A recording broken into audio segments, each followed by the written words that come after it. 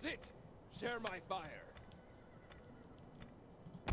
Are you ready to do your duty to the tribe? No, you know what? Fuck it. I'm doing an unfair review. Hey there, sheepdoggers, and welcome to Sheepdog's unfair review of Total War Rome 2. God, I didn't want to have to do this. I was really hoping it would be a lot better than it actually is, because I didn't particularly want all the disagreement and the hate and arguments and etc. that's inevitably going to come from beating the crap out of a popular game, which, to be honest, should be better. It's not bad, it's not like a terrible game, but they should know better than to make all the mistakes and the fuck-ups that they've made. So, let's do a little bit of discussion as we look through these cultures and factions and etc. So, Shogun 2 had its problems.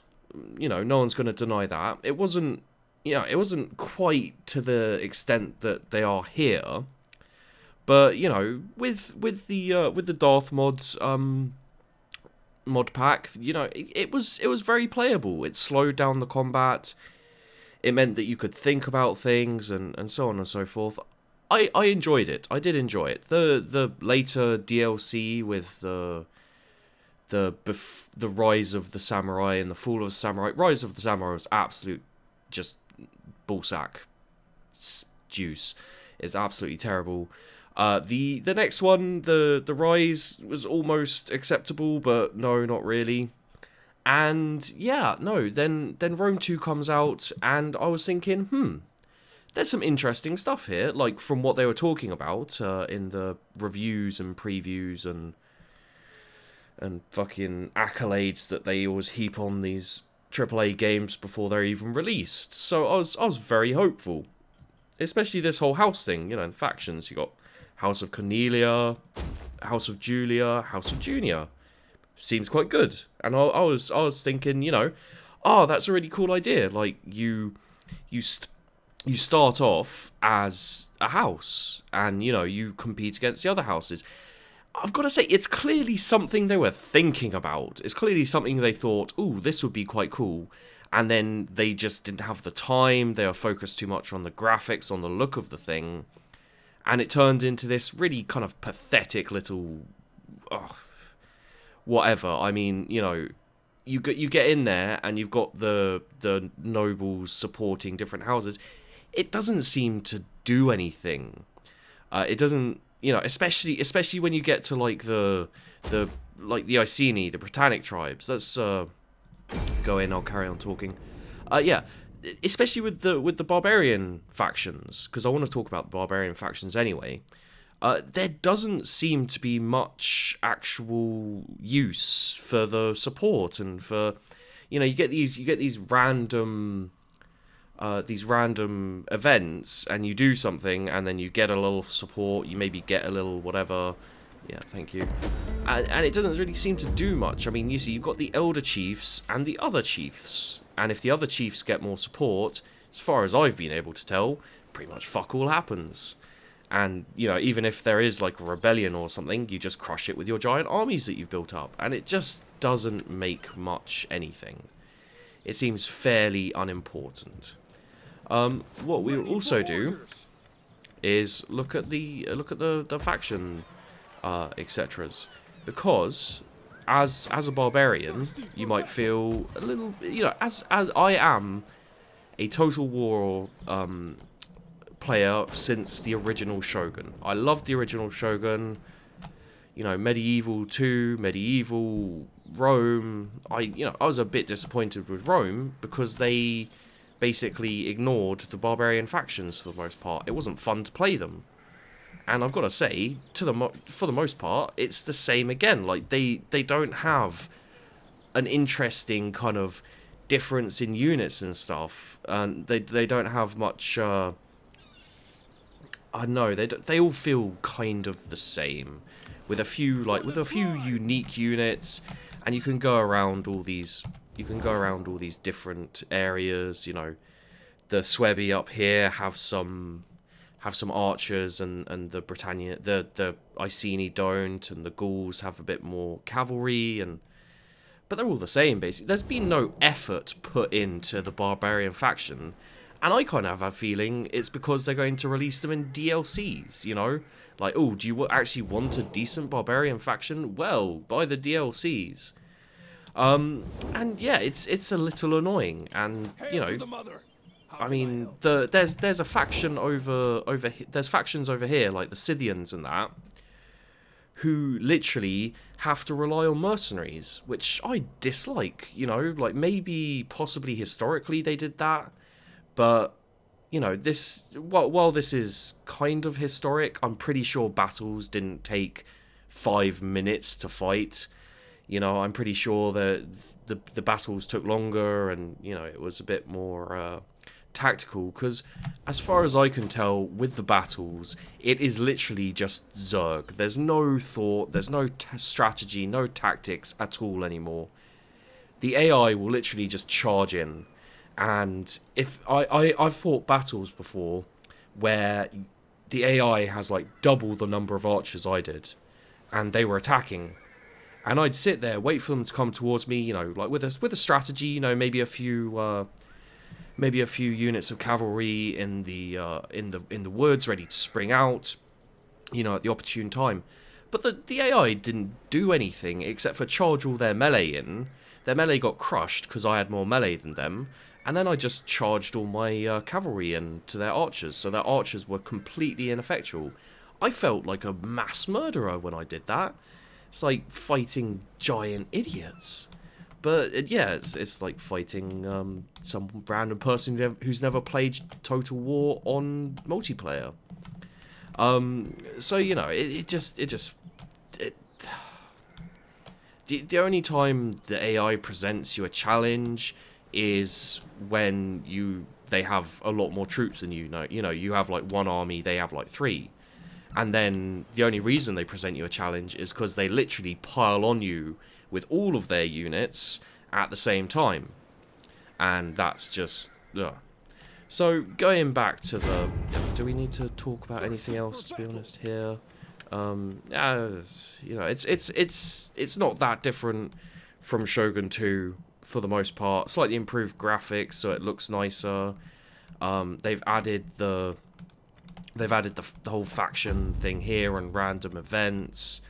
Oh yeah, something I do want to talk about actually is the satrapy vassal state thing. It's the most ridiculous. They haven't done anything to the bloody diplomacy. Again, they've completely ignored diplomacy again. If you want to be diplomatic with someone, let's say, I don't know, the Carnute, who are happy with me, I can add offer demand. Speak together of whatever you wish. Please be quiet. Bring words that can warm our hearts. And you can do defensive alliance, non-aggression pact, you know, trade. And the thing is it's clearly meant to weigh the difficulty against you.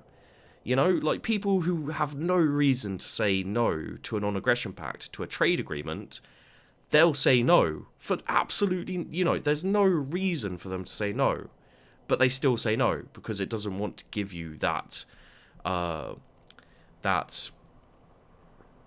advantage that early. I mean, I've had people who are outnumbered, you know, at war with loads of people, and I ask them if they want a military alliance, and they still say no. You know, there is no one tactically in that situation really who'd say no, because it was win-win for them. And yeah, no, it's you know, you have to offer them a shit ton of money to get like a trade agreement, which, you know, completely defeats the objective. If you have like 20,000 gold coins or whatever, they'll ask you for a trade agreement for like 5,000, but you can actually just counter offer and ask them for 1,000 and they'll still say yes. It doesn't make any fucking sense. So yeah, no, that's and the real annoying thing that I have is the whole satrapy vassal thing, which is basically like if I take over the Demetei here, or these guys here, if I take them over, I can make them a satrapy. There's no reason you'd want to, really. Like, there is actually no reason you'd want to, because I was the Macedonians. I was the Macedonians, and I took over a town, a settlement here. Well, you're not here, but, for example, this one. And it wasn't in a very strategically important place. It didn't have that much. I was like, screw it. I'll make it a satrapy, and then, I can leave it to them. So I did make it a satrapy, and I was like, okay, now you're under my control completely, and, you have to do everything I say. Went into the diplomacy to trade with them, and they refused. Like, I'd literally just pounded them into the dirt and made them a kind of a puppet state, and they refused to trade with me, which is fucking ridiculous. And, you get other situations where, say, for example, if I owned all of England here, and then I'd go to these guys, I'm at war with them, I defeated a few of their armies, and I'd be like, you become my satrapy. They'd be like, no, we can still win this. And it's like, no, there is clear evidence that you're fucked. You don't have any armies left, and they're still saying no. And it's the same thing with if I owned the entire island, these guys were like allied and friendly with me, I'd say to them, kind of join my confederation. They'd be like, nope, not going to do it. So it's like this really fake edition of like difficulty, which doesn't make any sense. There are so many other ways to make things more difficult, and one of them would be to have some proper fucking AI, which they don't have. I mean, it's always been a bit of a problem with Total War games. No denying it, but this AI is pathetic in this game. It really is. And I can't help but feel that Creative Assembly, Sega, whoever worked on this fucking game, put very little effort into anything but graphics. And they've turned this into a very, very easily accessible, but strategically dull, strategically void game. It's no longer a strategy game. It's a modern kind of bland piece of crap, basically. It really doesn't deserve the title of Total War, because it's not really a total. In looks, in appearances, it's a Total War game, but in heart and essence, it's not a Total War game. I don't want to have a battle that takes 5 minutes before everyone breaks and runs off. I want to actually have a battle that's tactical. That's why it's called strategy. And this isn't a strategy game anymore. It's, oh god, it's like a Risk game gone wrong. So yeah, no, it's very, very depressive. It makes me very angry, and let's see if we can just quick battle. Oh no, that's no. And also one thing I would like to go into, if we can find the bloody, where's the, there we go, multiplayer campaign. No, not resume as host, that's no. So we'll go here, multiplayer campaign, host campaign. There we go. Yep. One thing that really, really, really annoyed me, and I thought, it looked like they were going to include it when I first started playing, is you got Rome and these different houses. You've got the different houses in Carthage. I thought they were going to make it so that you could both be Rome, in a multiplayer campaign. Co-op or versus, either would be cool, and kind of vie for power in this multiplayer campaign. You control houses, you control certain parts of Rome, maybe certain armies, and you're both trying to make Rome bigger and better, but you're also trying to subtly put down the other houses. And it would have been beautiful and amazing, and they clearly thought about it with these fucking house things. because it's the only reason I can think for it being put in there, aside from like, oh, look at this, there are different houses, how awesome, right? But it's not there, you know. If I choose Rome, then the new guy who comes in and chooses something, he can't be Rome, he's got to be someone else. And for a multiplayer campaign, co-op or versus, I mean, I could be the Iceni there, and he could be the Royal Scythia over there, or that's not quite far enough, is it? I know there's one of them, the Roxolani, or whoever. Like down, there's one down here. There's a couple Parthias here. There's another one, I can't remember their bloody names now. Galatia, where's that? Galatia, okay. Or Bactria, that's it. Or Bactria, you know, Iceni, Bactria. And you'd never meet. It would take you fucking hours and hours and... Well, actually not that long, because they've really sped up the game a lot. Another thing I really dislike is that, you know, they just you know, kind of made it... The way I look at it is it's gone the way of Call of Duty. You know, not necessarily a bad thing to the average person who isn't really a gamer and looking to get into this kind of thing.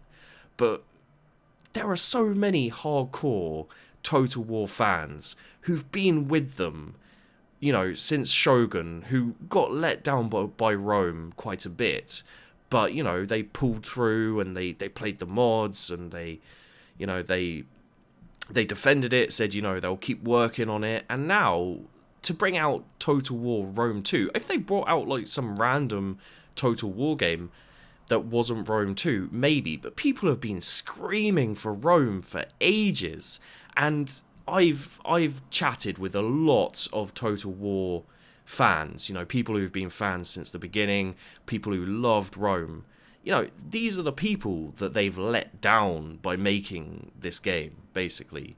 You know, if they'd have made a different game to kind of draw in the non-strategy fan, the kind of average person who just doesn't game that much, it wouldn't have been as bad as if they made this. If they made Rome 2, you know, the sequel to one of a lot of people's favourite Total War games, and they made it this, and it's just, you know, I could go on. I could go on about the battles, you know, I could go on about all the ways I feel they fucked up and the things they missed out on. It's not a terrible game, especially if you haven't played a Total War game before, or if you're not much of a strategy fan or much of a gamer. You know, it's not that bad. It's kind of, it's mainstream, it's you know, pretty graphics, and it's easy-ish to get your hands on if you're new.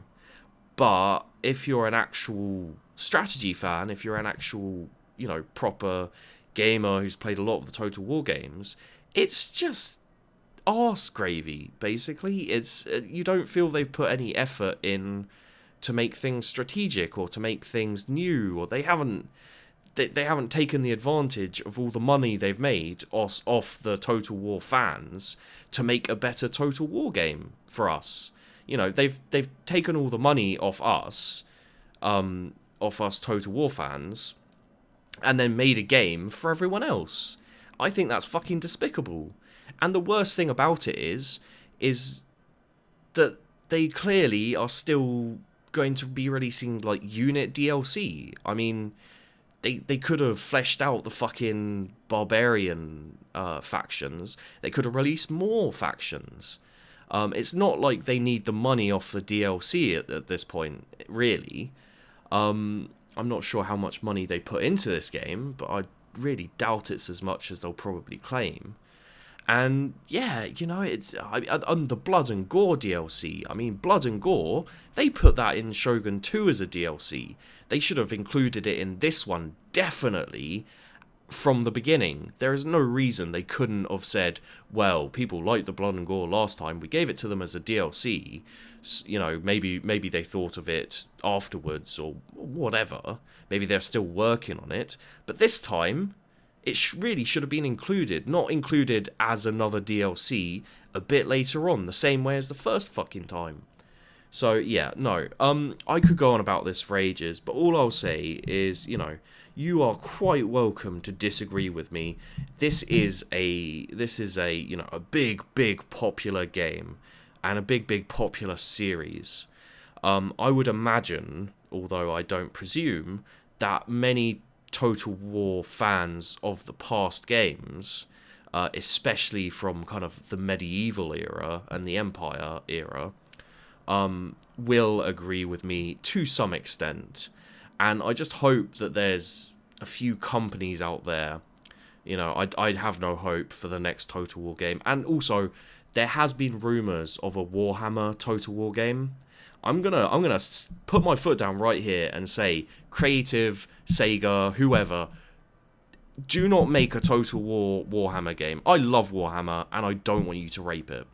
So, thanks for watching, guys. If you disagree with me, please feel free to disagree with me. It's your opinion, and you're allowed it. I'm just giving my opinion right now. And this game's been pissing me off for a while, especially with the whole Caesar in Gaul made it even worse-a-thon that's been happening recently.